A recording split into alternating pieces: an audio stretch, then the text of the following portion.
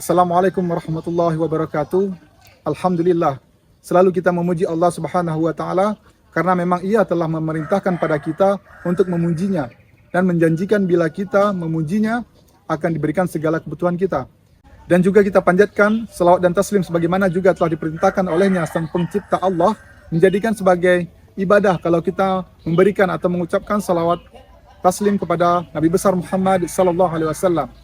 Baiklah, pada kesempatan kali ini saya akan menjelaskan sedikit tentang tata cara berkurban. Kurban ini teman-teman sekalian adalah ibadah yang sangat besar pahalanya di sisi Allah Subhanahu wa taala. Makanya Allah sebutkan tadi dalam Al-Qur'an surah Al-Kautsar ayat 2, "Fashalli li rabbika wanhar." Salatlah Idul Adha dan ikuti berkurbanlah setelahnya. Dan yang paling afdal kata ulama, setelah salat Idul Adha kemudian langsung berkurban. Walaupun dia masih punya pilihan untuk berkurban beberapa hari setelahnya, khilaf di antara ulama tentang masalah mana yang lebih afdal dalam hewan kurban. Setelah mereka sepakat bahwasanya hewan kurban hanya bisa pada 3 jenis ekor hewan saja dan tidak bisa digantikan dengan yang lain, yaitu unta, sapi, dan juga kambing. Termasuk di dalam kambing adalah domba. Sebagaimana Allah jelaskan dalam surah Al-Hajj ayat 34, "A'udzubillahi minasyaitonirrajim, wa likulli ummatin ja'alna mansakan liyazkuru smallahi 'ala ma razaqakum min bahimatil an'am." Dan bagi tiap-tiap umat yang telah kami syariatkan penyembelihan kurban supaya mereka menyebut nama Allah terhadap binatang ternak yang telah direzekikan Allah kepada mereka. Dan para ulama mengatakan hewan kurban termasuk ke dalam 3 jenis saja, yaitu unta, sapi, dan juga kambing masuk di dalamnya, juga domba. 1 ekor kambing atau domba bisa dicukupkan untuk satu keluarga sebagaimana hadis Abu Ayyub Al-Ansari radhiyallahu anhu dalam hadis Ibnu Majah. Laki-laki di zaman Rasulullah SAW berkurban dengan seekor kambing atau domba untuk dirinya dan anggota keluarganya. Mereka makan sebagian dan memberi makan orang fakir miskin sebagiannya lagi. Kata para ulama, andai saja seorang suami ataupun seorang istri masing-masing memiliki kemampuan dan masing-masing berkurban, maka itu lebih afdal lagi. Tapi kalau ia tidak mampu, maka dicukupkan dengan 1 ekor kambing untuk satu keluarga saja. Sementara untuk sapi dan juga unta, maksimal 7 orang bisa partisipasi. Tapi tidak harus 7 orang. Beranjak daripada hadis Jabir radhiyallahu anhu, beliau mengatakan hadis ini diriwayatkan oleh Imam Muslim, kami menyembelih bersama Rasulullah SAW di tahun Hudaybiyah dengan seekor unta untuk 7 orang dan seekor sapi untuk 7 orang. Sementara syarat-syarat berkurban ada, yaitu yang pertama harus dipenuhi syarat umur hewan kurban. Hewan kurban yang bisa dikurban adalah musinnah. Di dalam hadis disebutkan musinnah, jangan kalian menyembelih hewan kurban kecuali yang musinnah. Kecuali kalau kalian tidak mendapatkan musinnah, maka kalian boleh menyembelih jaza'ah. Sementara ulama mengatakan yang dimaksud dengan musinnah adalah kalau unta disebut musinnah berarti yang berumur 5 tahun. Sementara sapi musinnah yang dimaksud adalah minimal 2 tahun. Dan kambing musinnah adalah 1 tahun. Dan yang dimaksud dengan jaza'ah, kata Nabi SAW, kalau kalian tidak menemukan musinnah dari kambing, maka carilah jaza'ah. Dan jaza'ah adalah domba yang berumur 6 bulan. Sebagaimana disebutkan dalam hadis Utbah bin Amir radhiyallahu anhu, beliau mengatakan dalam hadis sahih riwayat Bukhari Muslim, "Wahai Rasulullah, aku tidak punya kecuali jaza'ah, tidak dapat kecuali domba yang berumur 6 bulan untuk kurban." Maka kata Nabi SAW, kalau begitu berkurbanlah dengannya.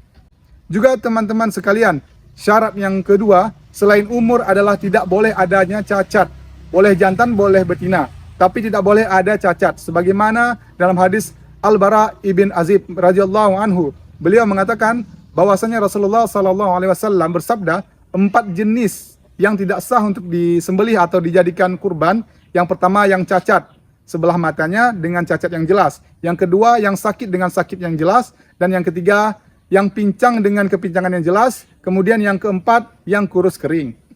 Juga teman-teman, syarat yang ketiga adalah selepas salat Idul Adha. Siapa yang berkurban sebelum Idul Adha selesai termasuk khutbahnya, maka tidak dihitung kurban. Sebagaimana Nabi SAW mengatakan dalam sebuah hadis yang sahih riwayat Bukhari Muslim, barang siapa yang salat seperti salat kami dan menyembelih seperti sembelihan kami, maka telah benar penyembelihannya.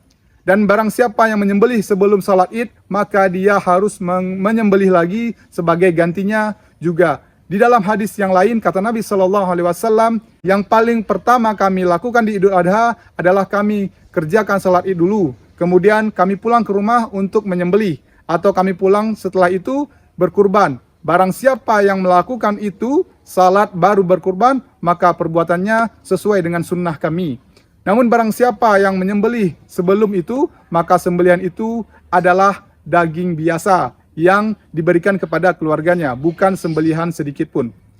Yang keempat, termasuk hal yang harus diperhatikan adalah daging kurban dianjurkan untuk dibagikan sebagian, dimakan sebagian. Sebagaimana disebutkan dalam surah Al-Hajj ayat 28, A'udzubillahi minasyaitonirrajim, fakulu minha wa at'imul ba'isal faqir. Artinya, makanlah sebagian dari hewan kurban kalian dan berikanlah untuk dimakan orang-orang sengsara sebagian.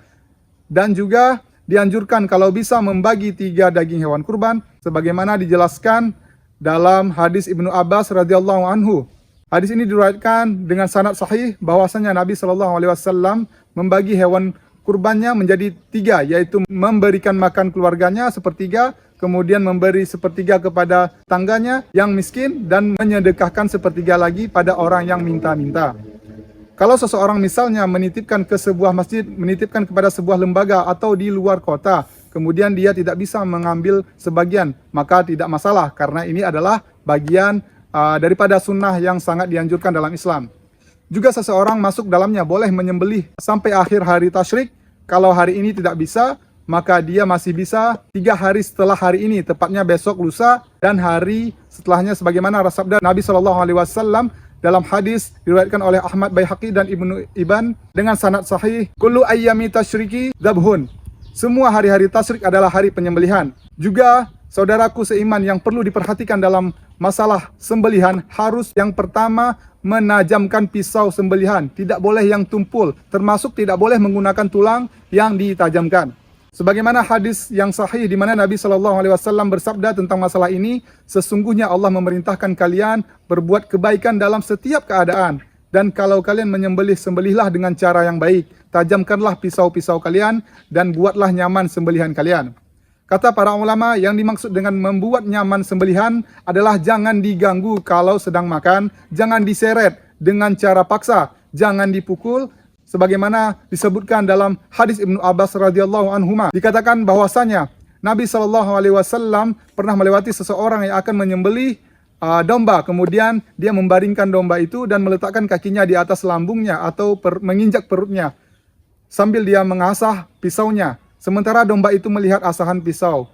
Maka Nabi Shallallahu alaihi wasallam mengatakan, "Kenapa kau tidak lakukan ini sebelum itu? Apakah kau akan mematikan dia berulang-ulang?" Maka ini tidak dibolehkan teman-teman sekalian. Termasuk adab syar'i dalam berkurban adalah tidak boleh memperlihatkan hewan teman-temannya yang sedang disembelih. Kalau teman-teman jadi panitia, kalau lagi menyembelih sapi ataupun kambing, maka dianjurkan menutup dengan spanduk atau di tempat yang tidak terlihat supaya tidak berpengaruh pada kualitas dagingnya. Juga disebutkan di dalam hadis yang lain atau tentang masalah adab yang lain adalah bagaimana seseorang menghadapkan sembelihannya ke arah kiblat, kemudian dia menyembelih dengan kedua tangannya sendiri atau dengan tangannya. Sebagaimana Nabi Shallallahu alaihi wasallam dalam hadis Bukhari dikatakan menyembelih sendiri domba beliau. Juga dianjurkan membaca Bismillahi wallahu akbar dengan nama Allah, Allah Maha Besar. Allahumma minka wa bika, ya Allah ini darimu dan untukmu. Allahumma taqabbal minni, ya Allah terimalah dariku.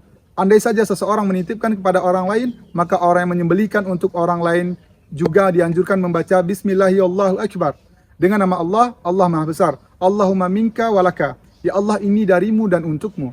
Allahumma taqabbal min, ya Allah terimalah dari, kemudian menyebutkan nama orang tersebut.